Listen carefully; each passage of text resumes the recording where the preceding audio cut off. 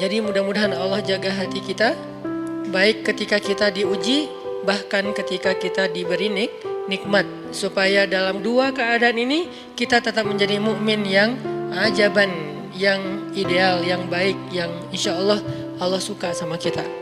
Kalau diuji sabara fakana khairallah, kalau diberi nikmat syakara fakana khairallah. Kalau dia diuji dia bersabar dan itu kebaikan untuk dia. Ternyata diuji ujung-ujungnya baik. Lewat apa ujian menjadi kebaikan? Lewat sabar. Bukankah Allah bilang wabasyiris sabirin? Sampaikan berita gembira kepada orang yang sabar. Ada banyak kebaikan yang Allah sediakan untuk orang yang sabar kalau dia sabar. Dan kalau diberi nikmat syakara. Kalau diberi nikmat dia bersyukur. Fakana khairallah. Kenapa nikmat kok menjadi kebaikan?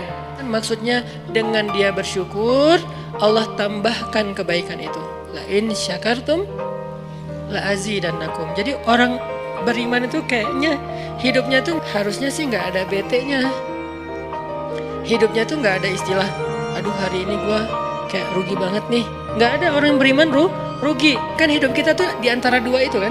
Cuman varian ujian itu aja macam-macam. Varian ujian itu misalnya kalau di surat Al-Baqarah Allah menyebutkan 3 varian ujian kan. Ba'sa, dharra, zulzilu. Ujian fisik, ujian harta. Harta ini termasuk karir, kerjaan, usaha, bisnis. Dan ujian zulzilu, ujian perasaan, termasuk diputusin. Atau orang yang dekat sama kita jadian sama yang lain. Atau mungkin di unfollow oleh ya gitu deh. Saya kalau udah ngebahas bab ini agak gimana gitu. Jadi 3 varian ini masuk kategori apa? Masuk kategori ujian. Tetap aja 2. Kalau nggak ujian, kalau nggak ujian nikmat antara 2 itu nih. In asabathu sarra syakara wa in asabathu dharra sabara. Udah gitu aja. Dan nanti bahkan sampai ayatnya gini. Alladzina yunfiquna fis sarra'i wad-dharra. Orang yang tetap beramal soleh lewat hartanya dalam keadaan dia berkelebihan atau dalam keadaan dia kekurangan. Itu mukmin, keren banget gitu. Dia tuh nggak pernah kehilangan kesempatan berbuat baik. Baik beramal soleh ketika dia dalam keadaan dikasih nikmat, maupun beramal soleh ketika dia dikasih ujian, tetap aja beramal soleh.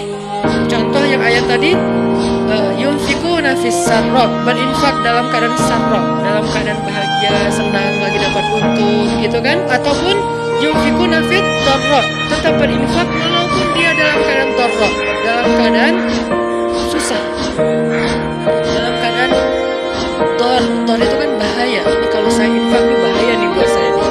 Kalau saya kasih nih saya kayak nggak ada tabungan buat mahar nih. Kalau saya kasih ke dia, terus saya gimana?